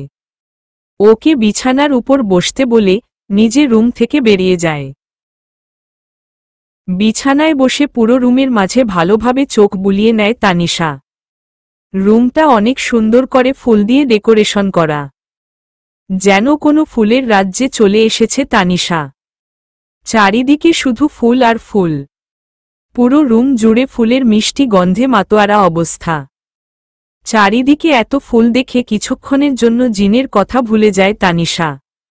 সে ফুল ভীষণ পছন্দ করে, তাই এতগুলো ফুল একসাথে দেখে মনটা যেন আনন্দে নেচে ওঠে তার। বিছানা থেকে নেমে চারিদিকে চোখ বুলিয়ে নেয়। প্রতিটা ফুল স্পর্শ করে আর মুখে হাসি ফুটে ওঠে তানিশার। তখনই হঠাৎ রুমের মাঝে থাকা বাতিগুলো জ্বলতে ও নিভতে শুরু করে। হঠাৎ অজানা আতঙ্ক ও ভয় ছেয়ে যায় তানিশার মন। সে ঘরের এক কোণায় গিয়ে দাঁড়ায়। হঠাৎ তার সামনে এসে হাজির হয় সেই ভয়ানক অবয়বটি। জিনটাকে অন্যদিনের চাইতে আজকে যেন আরো 10 গুণ বেশি ভয়ানক লাগছে দেখতে। জিনকে দেখেই ভয় কেঁপে ওঠে তানিশার মন। সে দৌড়ে পালানোর জন্য সামনের দিকে পা বাড়ায়। তখন ওই জিনের অবয়বটা ঝড়ের বেগে তার কাছে ছুটে গিয়ে তাকে হাওয়ায় উড়িয়ে নিয়ে বিছানার উপর ছুঁড়ে ফেলে। পুরো রুমের মধ্যে যেন ঝড়ের সৃষ্টি হয়। পুরো রুমটা তছনছ হয়ে যায়। ফুলগুলো ছড়িয়ে ছিটিয়ে পড়ে চারিদিকের মেঝেতে। বিছানার ওপর পড়ে গিয়ে বেশ ব্যথা পায় তানিশা। সেই উঠে বসার চেষ্টা করতেই জিনটা গিয়ে তার ওপর ঝাঁপিয়ে পড়ে। তার হাত পা চারিদিক থেকে যেন অসাড় হয়ে যায়। চুল পরিমাণ কথা বলার নড়াচড়া করার শক্তি নেই তার। এবার জিনটা উঠে পড়ে লাগে তানিশার গায়ের কাপড় খোলার জন্য। অসহ্য যন্ত্রণায় চোখ বন্ধ করে নেয় তানিশা। চোখ দিয়ে অঝোরধারায় পানি গড়াতে থাকে তার। সে বুঝতে পারে আজই হয়তো তার জীবনের শেষ দিন। এই জিনটা তাকে খুব বাজেভাবে মারতে চলেছে। হঠাৎ সে খেয়াল করে রুমের মাঝে সবকিছু শান্ত হয়ে গেছে। সে নিজের হাত পা নড়াতে পারছে। তানিশা এবার ধীরে ধীরে নিজের চোখ খোলে। শরীরটা যেন ভীষণ রকম ব্যথা করছে তার। সে এবার উঠে বসে চারদিকে তাকিয়ে ভীষণ রকম অবাক হয়ে যায়। কারণ পুরো রুমটা আগের মতোই সাজানো গোছানো এবং পরিপাটি হয়ে আছে। যেন এতক্ষণ কিছুই হয়নি। কিন্তু তানিশার পুরোপুরি বিশ্বাস এখন যেটা হয়েছে সেটা স্বপ্ন নয়, সেটা বাস্তব। কিন্তু এতটুকু সময়ের মাঝে সবকিছু আগের মতো হলো কি করে? নিজের দিকে তাকিয়ে দেখে সে নিজেও একদম পরিপাটি এবং ঠিকঠাক আছে। কোনো কিছুই হয়নি তার সাথে। কিন্তু তানিশার মাথায় একটা প্রশ্ন ঘুরপাক খেতে থাকে। সে তো এখনো ঘুমায়নি, জেগে ছিল সারাক্ষণ। তাহলে এসব স্বপ্ন হবে কি করে? তখনই দরজা খোলার শব্দে সেদিকে তাকিয়ে দেখে ইদ্রিস রুমে ঢুকেছে। তানিশা কোনো কিছু না ভেবে দৌড়ে গিয়ে তাকে পিছন থেকে জড়িয়ে ধরে। ইদ্রিসের হাতে 2 গ্লাস দুধ ছিল। তানিশা হঠাৎ এভাবে ধরায় হাত থেকে দুধের গ্লাসগুলো পড়ে যায় নিচে। ভেঙে চুরমার হয়ে যায় সেগুলো। ইদ্রিস বেশ অবাক হয়ে তার দিকে ঘুরে দাঁড়ায়। তাকে নিজের মুখোমুখি নিয়ে এসে 2 গালে হাত রেখে শান্ত গলায় বলে, কি হয়েছে তাসু, তোমায় এতটা হাইপার লাগছে কেন? কিছু দেখে ভয় পেয়েছ নাকি? তানিশা কোনো উত্তর দেয় না। তার থেকে নিজেকে ছাড়িয়ে নিয়ে কয়েক পা পিছিয়ে মাথা নিচু করে দাঁড়ায়। ওর কাণ্ড দেখে ইদ্রিস মুচকি হাসে।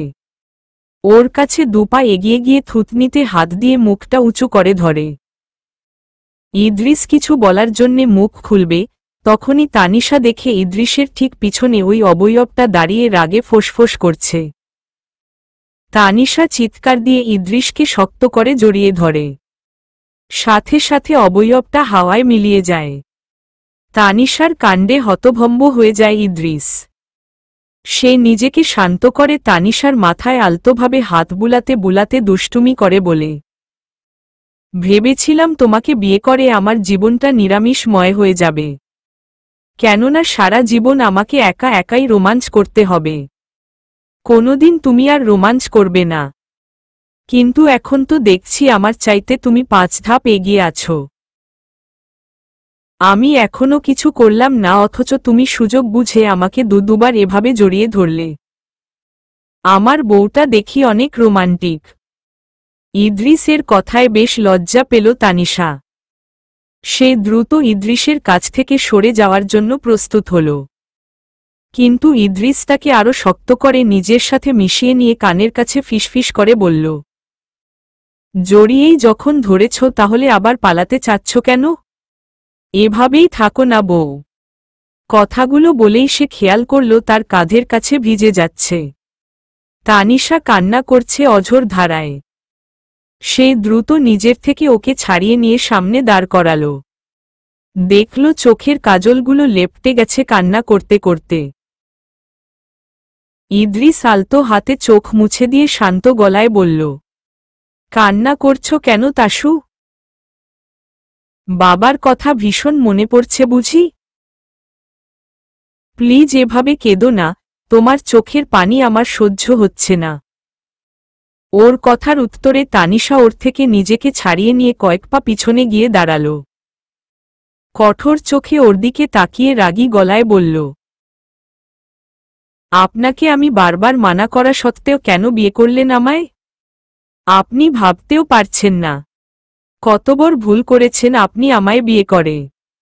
ওর কথার উত্তরে ওর হাত ধরে এক ঝটকায় নিজের সাথে মিশিয়ে নিল ইদ্রিস। তারপর দাঁতে দাঁত চেপে রাগী গলায় কানের কাছে ফিসফিস করে বলল, আমি জানি তানিশা, তুমি বারবার এই কথা কেন বলছ, কিন্তু তুমি হয়তো জানো না আমি তোমার ব্যাপারে সবকিছু জেনেই এত আগ্রহ নিয়ে তোমায় বিয়ে করেছি। কোনো কিছুই আমার অজানা নয়। আর শুধু আমিই নয়, তুমি যেটা সবার থেকে লুকিয়ে রেখেছ সেটা তোমার বাবাও বেশ ভালো করে জানে। চাইলে তোমার বাবাকে ফোন করে জিজ্ঞেস করতে পারো। ইদ্রিসের কথায় ভীষণ অবাক হয়ে যায় তানিশা। সে বড় বড় চোখ করে ওর দিকে তাকিয়ে ছোট্ট করে প্রশ্ন করে, আপনারা সব জানেন মানে? মানে হলো তুমি যে খারাপ জিনের কথা আমাদের থেকে লুকিয়ে রেখেছ সেটা আমরা জানি। আমি আগে জানতাম না, কিন্তু কালকে তোমার বাবা আমাকে সব বলেছেন, যখন তুমি অজ্ঞান অবস্থায় ছিলে। আর এসব কিছু জানার পরে তোমার প্রতি আমার আগ্রহ আরও দ্বিগুণ হয়ে গেছে। তাই একদিনের মধ্যেই বিয়ের সকল আয়োজন করে এভাবে বিয়ে করলাম তোমায় আমি। আপনি সবকিছু জেনেও কেন এমন করলেন ইদ্রিস? কেন নিজের বিপদ নিজে ডেকে আনলেন? কারণ আমি এসব জিন ভূতের কাহিনী বিশ্বাস করি না। এসব শুধু কাল্পনিক গল্পেই শোভা পায়, বাস্তবে নয়। তুমি আজ কালকের মেয়ে হয়ে এসব কি করে বিশ্বাস করো বলো তো? কথাগুলো বলেই তানিশার দিকে অবিশ্বাসের চোখে তাকালো ইদ্রিস। তানিশা তার কথায় ভীষণ গম্ভীর হয়ে গেল। কিছুক্ষণ মাথা নিচু করে চুপ করে দাঁড়িয়ে থেকে কিছু একটা ভেবে শান্ত চোখে ওর দিকে ফিরে তাকাল। তারপর শান্ত গলায় বলল, ইদ্রিস, আপনি আল্লাহ এবং আল্লাহর রাসূলকে বিশ্বাস করেন? রাসূলের ওপর প্রেরিত হওয়া পবিত্র কোরআনকে বিশ্বাস করেন? ওর এমন প্রশ্নে ভ্যাবাচ্যাকা খেয়ে গেল ইদ্রিস। সে নিজেকে শান্ত করে কঠোর গলায় তানিশার দিকে তাকিয়ে বলে উঠল, এসবের সাথে জিনের সম্পর্ক কি বলতো তানিশা? তোমার কথা আমি কিছুই বুঝতে পারছি না। আর আমি অবশ্যই বিশ্বাস করি। আমি একজন মুসলমান, আর যদি এগুলো বিশ্বাস না করি তাহলে তো কাফেরে পরিণত হব। ঠিক বলেছেন ইদ্রিস, আমিও আপনাকে ঠিক এটাই বোঝাতে চাইছি। আপনি যদি কোরআন বিশ্বাস করেই থাকেন তাহলে নিশ্চয়ই এটাও জানেন যে কোরআনে আল্লাহ পাক জিনদের কথা বলেছেন। এমনকি কোরআনের মাঝে জিন জাতিকে নিয়ে একটি সূরাও আছে। সেটা নিশ্চয়ই আপনার অজানা নয়। আর এসব জেনে থাকলে তাহলে অবশ্যই আপনাকে বিশ্বাস করতে হবে যে জিন জাতি পৃথিবীতে অবশ্যই আছে। তানিশার কথা শুনে এবার আর কিছু বলার মতো মুখ থাকল না ইদ্রিসের। সে এবার চিন্তায় পড়ে গেল। তানিশার কথাগুলো এক এক করে মেলাতে শুরু করল। এতক্ষণ যেটা ভেবে দেখেনি সেটা যেন এবার তার ভাবনায় ফিরে এসেছে। বেশ কিছুটা সময় নিয়ে ভেবে তানিশার দিকে তাকিয়ে ভ্রু কুঁচকে বলল, আচ্ছা ঠিক আছে, তুমি যেটা বলছো সেটা সত্য। এবার আমিও মেনে নিচ্ছি জিন জাতি পৃথিবীতে সত্যিই আছে। কিন্তু একটা কথা বুঝতে পারছি না, তারা সারা পৃথিবীতে এত মানুষ থাকতে তোমার পেছনে কেন পড়ে আছে? আর তোমাকে বিয়ে হতে দিবে না কেন? সে ব্যাপারে আমিও কিছু জানি না ইদ্রিস, কিন্তু ওই খারাপ জিনটা আমার জীবন অতিষ্ঠ করে ফেলেছে। ওর হাত থেকে মুক্তি পাওয়ার জন্য সবকিছুই করতে পারবো আমি। মাঝে মাঝে মনে হয় নিজেকে শেষ করে দেই। আমাকে ও ভয় দেখিয়ে রেখেছিল যে আমি যদি ওর ব্যাপারে কাউকে বলি সেই মুহূর্তে ওই লোকের নাক মুখ দিয়ে রক্ত উঠে মারা যাবে। তাই আমি বাবাকে কোনো কিছু বলতে পারিনি, আর আপনাকেও না। কথাগুলো বলে কান্না করতে শুরু করল তানিশা। তাকে কাঁদতে দেখে ইদ্রিস তাকে বুকে জড়িয়ে নিয়ে মাথায় হাত বুলাতে বুলাতে নিয়ে গিয়ে বিছানার উপর বসল। তারপর চোখের পানি মুছে দিয়ে প্রশ্ন করল, তোমার ঠিক কবে থেকে মনে হয় তানিশা যে তোমার সাথে একটি জিন আছে, যে তোমার বিয়ে হতে দিবে না, বা তুমি তার ব্যাপারে কাউকে বললে তার নাক মুখ দিয়ে রক্ত উঠে মারা যাবে? তানিশা এবার ইদ্রিসের দিকে ফিরে তাকাল। কতদিন হলো অপেক্ষা করে আছে সে এই সময়টার জন্য, যখন সে জিনের ব্যাপারে সব কথা কাউকে বলতে পারবে। সে যেন অতিষ্ঠ হয়ে গিয়েছিল কথাগুলো বুকের মাঝে চেপে রাখাতে। তানিশা উত্তেজিত হয়ে বলতে শুরু করল, 2 বছর আগের সেই দিনটার কথা মনে আছে আপনার ইদ্রিস? যেদিন আপনার আব্বু তার সবকিছুর দায়িত্ব আপনার হাতে তুলে দিয়েছিলেন, আর সেজন্য আপনি পার্টি রেখেছিলেন। সেই পার্টিতে আমার সাথে আপনার প্রথম দেখা হয়েছিল। মনে আছে আপনার সেদিনের কথা? হ্যাঁ, আমি কিছুই ভুলিনি। সেই দিনের কথা কি ভোলা যায়? সেদিনই তো আমি প্রথমবারের মতো কোনো মেয়েকে দেখে প্রেমে পড়ে গেছিলাম, আর সেই মেয়েটা ছিলে তুমি। তানিশা ইদ্রিসের কথায় গুরুত্ব না দিয়ে আবার বলতে শুরু করল, সেদিন আপনাদের পার্টি শেষে রিকশায় করে বাসায় ফেরার সময় রাস্তার মধ্যে আমার কেমন একটা অস্বস্তি ফিল হতে থাকে, যদিও আমি বাবার সাথেই ছিলাম। কিন্তু কেন যেন মনে হচ্ছিল আমার আশেপাশে আরও কেউ আছে, যে তীক্ষ্ণ নজরে তাকিয়ে আছে আমার দিকে। কিন্তু আশেপাশে শুধু রিকশাওয়ালা ছাড়া আর কেউ ছিল না। আর এমনটা আমার সাথে সেদিনই প্রথম হয়নি, তার আগেও বেশ কয়েকবার আমার এরকম ফিল হয়েছে। বলতে গেলে ছোটবেলা থেকেই আমার মনে হতো আমার আশেপাশে কারো অস্তিত্ব টের পাচ্ছি, কিন্তু তাকে কখনোই দেখতে পাইনি।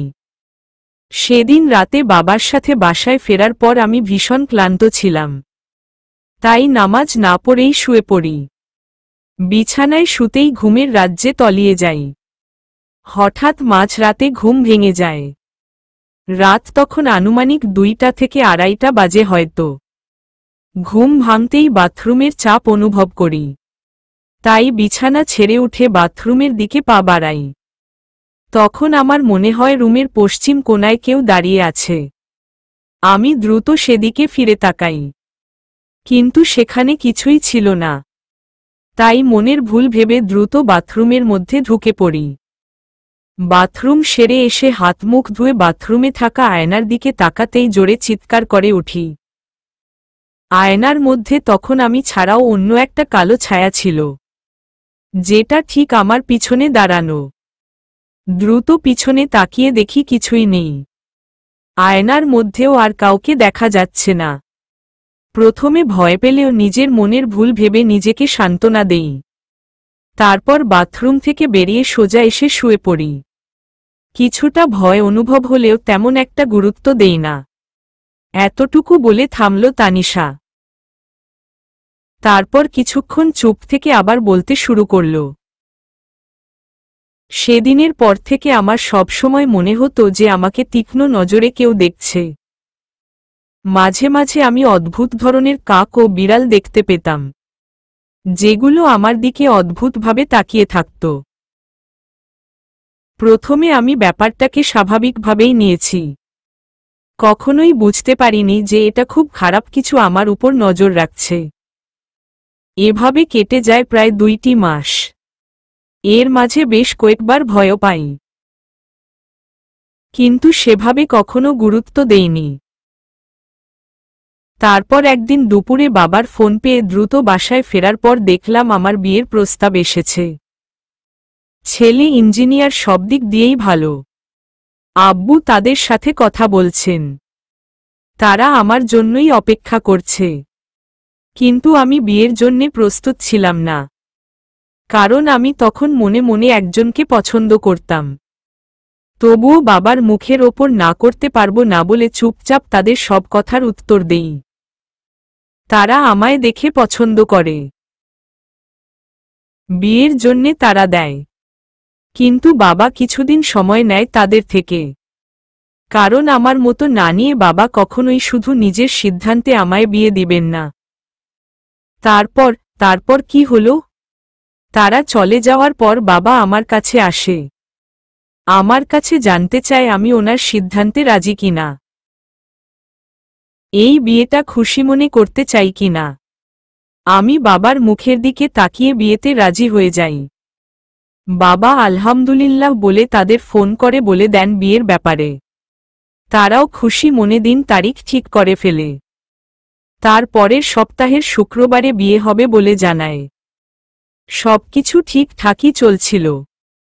সেদিন রাত আনুমানিক 9:30টার দিকে ইতি আমার কাছে ফোন করে। ওর সাথে কথা বলার সময় রুমের মাঝে নেটওয়ার্ক না পাওয়ায় ছাদে চলে যাই। ছাদে ইতির সাথে কথা বলায় ব্যস্ত হয়ে পড়ি। বেশ কিছুক্ষণ দুজনে হাসি ঠাট্টা করে কথা বলে ফোন রেখে দেই। ছাদ থেকে নামতে যাব তখনই হঠাৎ অনুভব হয় আমার ঠিক পিছনে কিছু একটা দাঁড়িয়ে আছে। দ্রুত সেদিকে ফিরে তাকাই, কিন্তু সেখানে কেউ ছিল না। নিচের দিকে তাকিয়ে দেখি একটা ছোট্ট বিড়াল ছানা দাঁড়িয়ে আছে। বিড়ালটা একদম কুচকুচে কালো, কিন্তু খুবই সুন্দর। আমার ভীষণ মায়া হয়। একবারও মাথায় আসে না বিড়াল ছানাটা এখানে কোথা থেকে এলো। আমি হাত বাড়িয়ে বিড়ালছানাটাকে ধরতে যাই।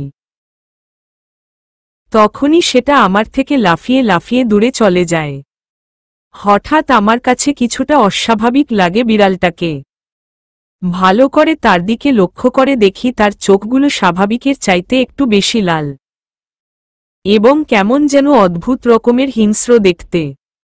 হঠাৎ ভয় আমার শিরদাঁড়া বেয়ে শীতল স্রোত বয়ে যায়। দ্রুত বিড়ালটাকে রেখেই আমি ছাদ থেকে নেমে আসি। কেন জানি না আমার শরীরটা তখন ভীষণ রকম ভার হয়ে আসে। সোজা রুমে চলে এসে ঘুমের জন্য প্রস্তুতি নেই। বিছানায় শুয়ে যখনই ঘুমের জন্য চোখ বন্ধ করি, তখনই সেই বিড়ালটার মেও মেও শব্দ শুনতে পাই রুমের মাঝে। দ্রুত চোখ খুলে তাকিয়ে ধরফরিয়ে উঠে বসি। ততক্ষণে ভয় যেন অন্তরাত্মা কেঁপে উঠেছে। রুমের মধ্যে তাকিয়ে দেখি সেই বিড়ালছানাটা তখনের চাইতে 5 গুণ বেশি বড় আকৃতি ধারণ করে ঠিক আমার পায়ের কাছে ফ্লোরে দাঁড়িয়ে আছে। এবার ওটাকে অসম্ভব ভয়ঙ্কর দেখতে লাগছে। এত বড় বিড়াল আমি এর আগে কখনো দেখিনি। ভয় চিৎকার করার জন্য মুখ খুলি, কিন্তু আমার গলা দিয়ে কোনোরকম আওয়াজ বের হচ্ছে না। এতে যেন ভয়টা আরো বেশি জেঁকে বসে মনে। আমি দ্রুত বালিশ সামনে নিয়ে নিজেকে আড়াল করার বৃথা চেষ্টা করি। তখনই বিড়ালটা মুহূর্তের মধ্যে আমার চোখের সামনে উধাও হয়ে যায়। পুরো রুম খুঁজেও বিড়ালের কোনো অস্তিত্ব খুঁজে পাই না। খেয়াল করি আমার হাতের ঠিক বাম পাশে খাট থেকে একটু দূরে একটি কালো ধোঁয়ার কুণ্ডলী দাঁড়িয়ে আছে। সেটা দেখে ভয়ে বিছানা থেকে লাফ দিয়ে নেমে দেয়ালের সাথে ঘেঁষে দাঁড়াই। ধোঁয়ার কুণ্ডলীর ভেতর থেকে গম্ভীর গলায় শব্দ আসতে থাকে। তোর সাহস কিভাবে হয় বিয়েতে রাজি হওয়ার? তোর বিয়ে কারো সাথে হবে না। তুই কাউকে বিয়ে করতে পারবি না। আজ যার সাথে তোর বিয়ে ঠিক হয়েছে, কাল সকালে তার লাশ পাওয়া যাবে। তাকে আমি বাঁচতে দিব না। আর এসব কথা যদি তুই কাউকে বলিস, তাহলে তার নাক মুখ দিয়ে রক্ত উঠে সাথে সাথে মারা যাবে। মনে রাখিস আমি আবার আসব। তোর কারো সাথে বিয়ে হতে দিব না। তুই শুধু আমার। কথাগুলো বলেই ধোঁয়ার কুণ্ডুলিটা হাওয়ায় মিলিয়ে যায়। এতটুকু বলেই হু হু করে কেঁদে ওঠে তানিশা। কিছুক্ষণ দম নিয়ে নিশ্চুপ হয়ে থাকে সে।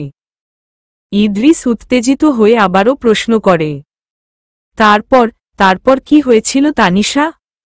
থামলে কেন বল। তারপর আমি ভয়ে সেখানেই জ্ঞান হারিয়ে পড়ে যাই। সকালে যখন আমার জ্ঞান ফিরে, তখন শুনতে পাই বাবা জোরে জোরে দরজা ধাক্কিয়ে আমাকে ডাকছে। আমি দ্রুত উঠে গিয়ে দরজা খুলে দেই।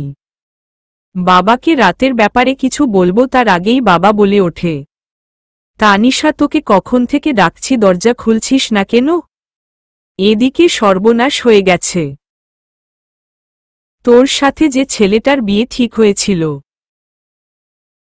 কালকে রাতে হঠাৎ সেই ছেলের নাক মুখ দিয়ে রক্ত উঠে মারা গেছে। বাবার মুখে কথাটা শুনে যেন পায়ের নিচের মাটি সরে যায় আমার। কি বলবো কিছুই বুঝে উঠতে পারছিলাম না। বাবাকে সব বলতে যাব, তখনই রাতের কথা মনে পড়ে যায়। ওই কালো ধোয়ার কুণ্ডলিটা বলেছিল যদি আমি তার ব্যাপারে কাউকে বলি তাহলে তার নাক মুখ দিয়ে রক্ত উঠে মারা যাবে। বাবাকে বললে যদি বাবাও নাক মুখ দিয়ে রক্ত উঠে মারা যায়। তাই আমি আর সাহস করে বাবাকে কিছু বলতে পারি না। আমি অঝোর ধারায় কান্না করতে শুরু করি। বাবা ভাবে আমার বিয়ে ভেঙে গেছে দেখে হয়তো আমি কান্না করছি। বাবা আমার মাথায় হাত বুলিয়ে আমায় সান্ত্বনা দেয়, তার চাইতে ভালো ছেলের সাথে আমার বিয়ে দেবে বলে। কিন্তু আমি বাবাকে সেদিন বোঝাতে পারিনি আমার কান্না করার কারণ। বিয়ে ভেঙে যাওয়ার পর থেকে আমি ভীষণ ভেঙে পড়ি। কারণ তখন থেকে ঘটে চলে আমার সাথে নানারকম অদ্ভুত সব ঘটনা। প্রায়ই মাঝরাতে ঘুম ভেঙে যেত আমার। আর ঘুম ভাঙতেই দেখতাম পুরো রুম জুড়ে কালো ধোঁয়ার ছড়াছড়ি। যদিও সেই ধোঁয়াগুলো কিছুক্ষণ সময়ের জন্য থাকত, তারপর বিকট শব্দে হাসতে হাসতে হাওয়ায় মিলিয়ে যেত। এভাবে বেশ কিছুদিন ভয় পাওয়ার পর আমি সিদ্ধান্ত নেই আমি আর একা রুমে ঘুমাবো না, বাবার সাথে গিয়ে ঘুমাবো। যেদিন আমি প্রথম বাবার রুমে গিয়ে বাবার সাথে ঘুমাই, সেদিনই ঘুমানোর পরেই স্বপ্নে দেখি বিশাল এক কালো কুচকুচে রঙের সাপ রাগে ফোঁসফোঁস শব্দ করে আমাকে অন্য রুমে যেতে বলছে। যদি আমি বাবার সাথে থাকি তাহলে বাবার নাক মুখ দিয়ে রক্ত উঠে বাবা মারা যাবে। ওই জিনটা বাবাকে মেরে ফেলবে বলে। ভয় আমি চিৎকার করে উঠি। বাবা আমার চিৎকার শুনে ঘুম থেকে জেগে যায়। আমার মাথায় হাত বুলিয়ে জিজ্ঞেস করে কি হয়েছে। আমি বাবাকে কিছু বলতে পারবো না ভেবে নিজেকে স্বাভাবিক করার চেষ্টা করে বলি, ভয়ানক স্বপ্ন দেখে ভয় পেয়েছি। কথাটা বলেই বাবার থেকে বিদায় নিয়ে নিজের রুমে এসে শুয়ে পড়ি। যদিও বাবা সেদিন আমাকে অন্য রুমে আসতে দিতে চাইছিল না, কিন্তু আমি নিজে থেকেই জোর করে নিজের রুমে এসে শুয়ে পড়ি। নিজের রুমে আসার একটু পরেই প্রতিদিনের মতো চারিদিক থেকে কালো ধোঁয়ায় ছেয়ে যায় রুমটা। আমি চিৎকার করতে চেয়েও চিৎকার করতে পারিনি, জিনটা বাবার ক্ষতি করবে ভেবে। সেদিনই প্রথম সেই কালো ধোঁয়া কুণ্ডলী পাকিয়ে একটি বিশাল আকার ভয়ঙ্কর রূপ নেয়। জিনিসটাকে দেখতে মানুষের মতো হলেও মাথায় লম্বা দুটো শিং এবং পিছনে কাঁটাযুক্ত বড় একটা লেজ ছিল।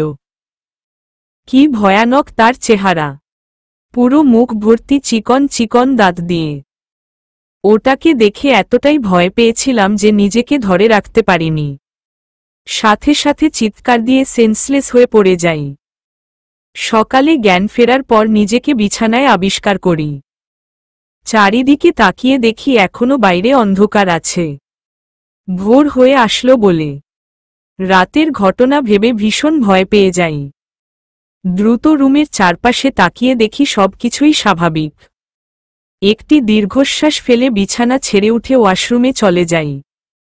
অজু করে এসে ফজরের নামাজ পড়ে নেই।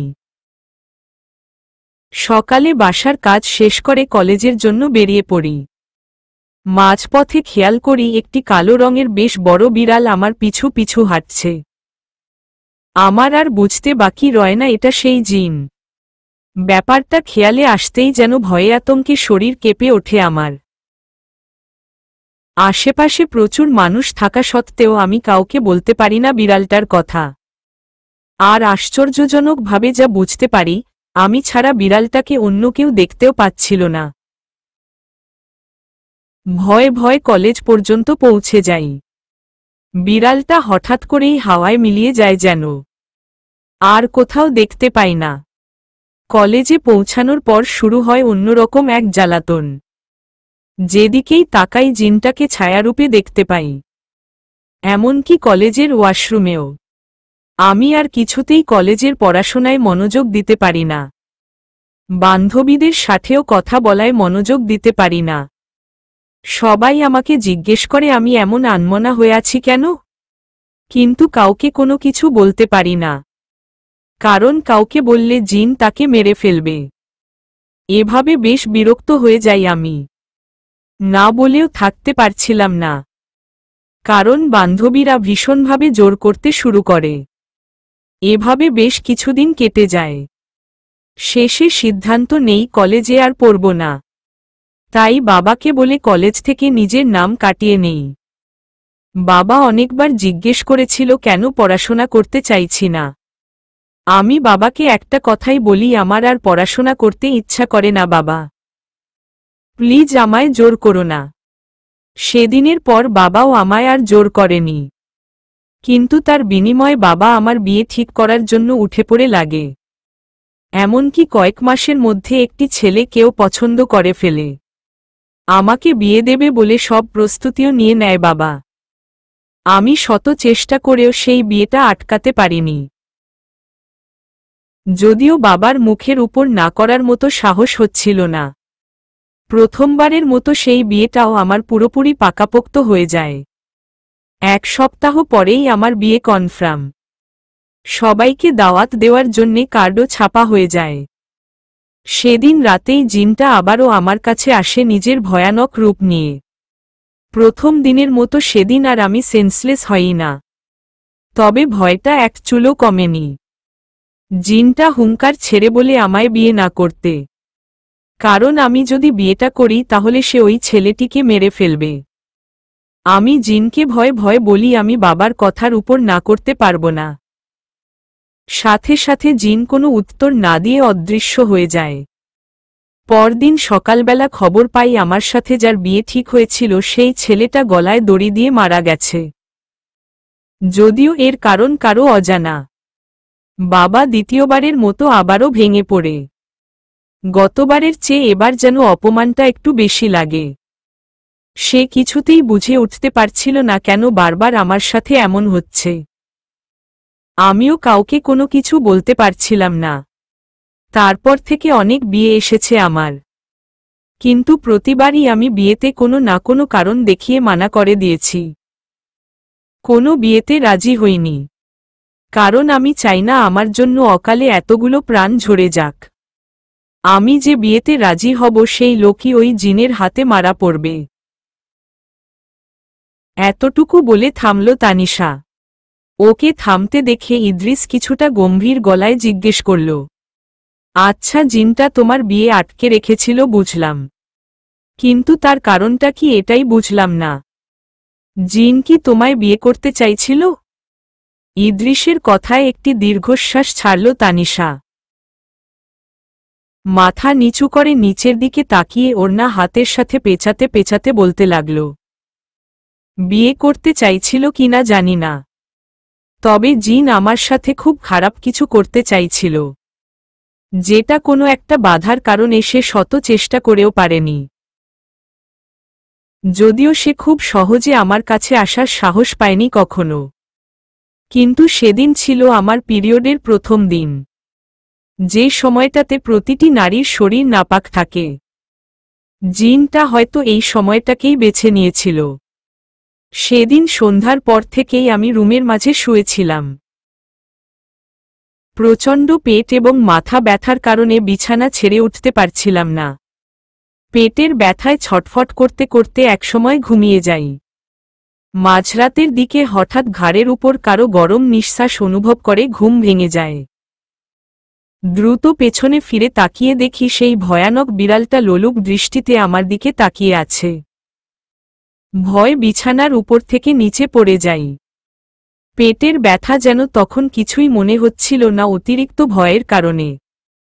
আমাকে নিচে পড়ে যেতে দেখেও বিড়ালটার মাঝে কোনো রকম ভাবান্তর দেখা যায় না। সেটা বিড়াল থেকে ধীরে ধীরে সেই ভয়ঙ্কর অবয়বের রূপ নেয়। এগিয়ে আসতে থাকে আমার কাছে। আমি দেওয়ালের সাথে আটকে গিয়ে চিৎকার করতে থাকি, কিন্তু আমার গলা দিয়ে কোনো রকম শব্দ বের হয় না। রুমের মাঝে লাইট জ্বালানো থাকায় সবকিছুই স্পষ্ট দেখতে পাচ্ছিলাম। অবয়বটা একদম আমার কাছে চলে আসে। তার নিঃশ্বাস এসে পড়ছিল আমার গায়ে। তার শরীর থেকে একটা বিশ্রী ভোটকা গন্ধ বের হচ্ছিল, যার কারণে প্রচণ্ড বমি চলে আসছিল। কিন্তু ভয়ের কারণে সেটাও হচ্ছিল না। ভয় চোখ বন্ধ করে নেই আমি। একটু পর অনুভব করি ওটা আমার সারা শরীর খুব বিশ্রীভাবে শুকছে। কি বিশ্রী এক অনুভূতির সৃষ্টি হয় আমার মাঝে, যেন সেই মুহূর্তেই হার্ট অ্যাটাক করে মরে যাওয়ার অবস্থা হয়। ঘেন্নায় শরীর গুলিয়ে ওঠে, কিন্তু হঠাৎ করেই একটি শীতল শুভ্র বাতাস আমার শরীর স্পর্শ করে যায়। সাথে সাথে একটি বিকট গর্জন ভেসে আসে কানে। দ্রুত চোখ মেলে তাকাই আমি। ঘরের মধ্যে সবকিছুই স্বাভাবিক। ওই অবয়বটাও আমার সামনে নেই। হঠাৎ কি হলো কিছুই বুঝতে পারি না। তবে এতটুকু বুঝতে পারি সেদিন অবয়বটা আমার সাথে খুব খারাপ কিছু করার জন্য এসেছিল। আল্লাহ হয়তো আমায় বাঁচিয়েছিলেন সেদিন। সেদিন থেকে পিরিয়ড ঠিক হয়ে যাওয়া পর্যন্ত ওই জিনটাকে আমি আর কোথাও দেখতে পাইনি, এমনকি বিড়ালের রূপেও না। তবে সে আমার স্বপ্নে আসত, আমায় ধমকাত, বাজেভাবে স্পর্শ করার চেষ্টা করত, তবে কিছুতেই সেটা পেরে উঠত না। তারপর অনেকগুলো বিয়ে ভেঙে দেই আমি। শেষমেশ আপনার সাথে বাবা আমার বিয়ের কথা বলে। আপনার নাম শুনে প্রথমে আমি ভীষণ খুশি হয়ে যাই, কারণ আমি আপনাকে পছন্দ করতাম, বলতে গেলে ভালোও বাসতাম। কিন্তু যখনই মনে পড়ে জিন আপনাকে মেরে ফেলবে, তখনই নিজেকে পিছিয়ে নেই। বাবাকে বলে দেই আমি আপনাকে বিয়ে করতে পারবো না, এমনকি আপনাকেও না করি। কিন্তু সেই আপনি আমাকে বিয়ে করেই নিয়ে আসলেন। কথাগুলো একনাগাড়ে বলে ইদ্রিসের দিকে ফিরে তাকায় তানিশা। দেখে সে গালে হাত দিয়ে একনজরে ওর দিকেই তাকিয়ে থেকে মনোযোগ দিয়ে কথাগুলো শুনছে। এবার ইদ্রিস একটি দীর্ঘশ্বাস ফেলে উঠে দাঁড়ায়। তানিশার সামনে এসে দাঁড়িয়ে ব্যায়াম করার মতো করে লাফালাফি ও বুক ডাউন দিয়ে উঠে দাঁড়িয়ে মাসাল দেখিয়ে বলে, দেখতো আমি ঠিক আছি কিনা? আমার কি কোনো দিকে কোনো ক্ষতি হয়েছে? ওর এমন প্রশ্নে ভ্যাবাচেকা খেয়ে যায় তানিশা। ভ্রু যুগল কুচকে জিজ্ঞেস করে, এটা আবার কেমন প্রশ্ন ইদ্রিস? আপনি তো একদম ফিট ও সুস্থ সবল আছেন, সেটা আবার বলতে হবে? একজ্যাক্টলি ডিয়ার ওয়াইফ, আমি তোমাকে এটাই বোঝাতে চাচ্ছি। তোমার ভাষ্যমতে জিন তোমার সাথে যার বিয়ে ঠিক হবে তাকে মেরে ফেলবে। এমনকি দুজনকে মেরেও ফেলেছে, তাই তো? তাহলে আমি তো তোমার সাথে শুধু বিয়ে ঠিকই করিনি, তোমাকে বিয়ে করে নিয়েও এসেছি, এমনকি বাসর ঘরেও ঢুকেছি। তবুও আমি একদম ফিট ও সুস্থ স্বাভাবিক আছি। কই জিন তো আমার কোনো ক্ষতি করল না, এমনকি তার ছায়াও এখন পর্যন্ত আমি দেখতে পেলাম না। তাহলে তোমার কথা আমি কিভাবে বিশ্বাস করি বলতো তানিশা?